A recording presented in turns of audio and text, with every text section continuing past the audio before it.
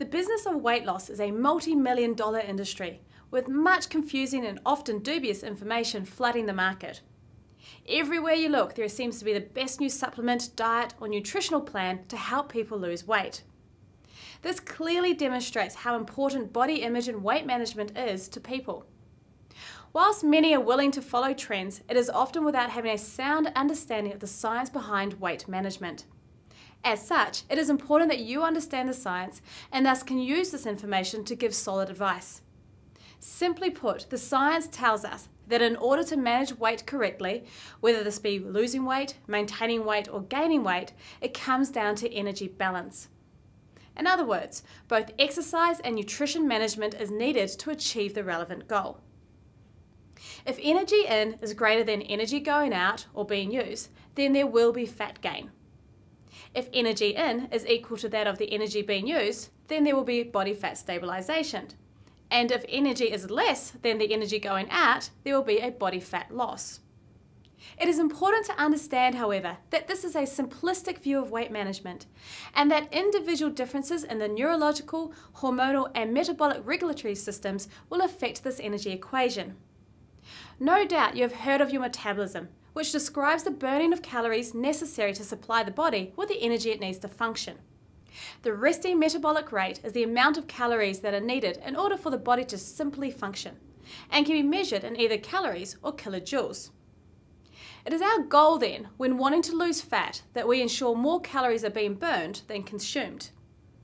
Also ensuring that a resulting weight loss is due to fat being lost and not precious muscle. This is why taking measurements such as skin folds and girth measurements are a great tracking tool. In a clinical situation, it is easy to monitor calorie expenditure because clinics have all the equipment available to help monitor this, in conjunction to a clinic being a controlled environment. In the real world, we can only estimate calorie expenditure, and we do this by using heart rate monitors. When exercising, the body uses two major forms of fuel, carbohydrates and fat. Research has shown us that at low intensity exercise, fat is the preferred fuel source, whereas at higher intensities, carbohydrates are the preferred fuel source. Based on this research, one of the biggest myths in the industry was created, that low intensity training was best for fat loss. Yes, exercising at low intensities does preferentially use more fat as a fuel source. However, it requires a very long duration in order to burn enough fat that is significant, a time that is not realistic for most people. The more ideal way to burn fat is to exercise at higher intensities.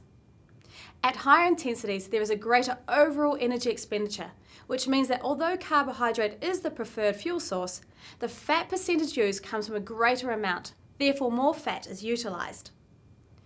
Most people will ask you, how much is an ideal amount of weight to lose per week?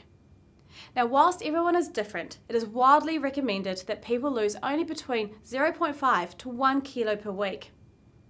In the first week, there may be a greater weight loss because of the associated water loss due to a reduction in glycogen stores. An issue with only using weight as a measuring tool for body composition is that it does not tell you whether the weight loss is coming from fluid loss, fat loss, or muscle, which is why it is important to conduct other tests such as body fat tests and girth measurements to gain an accurate picture.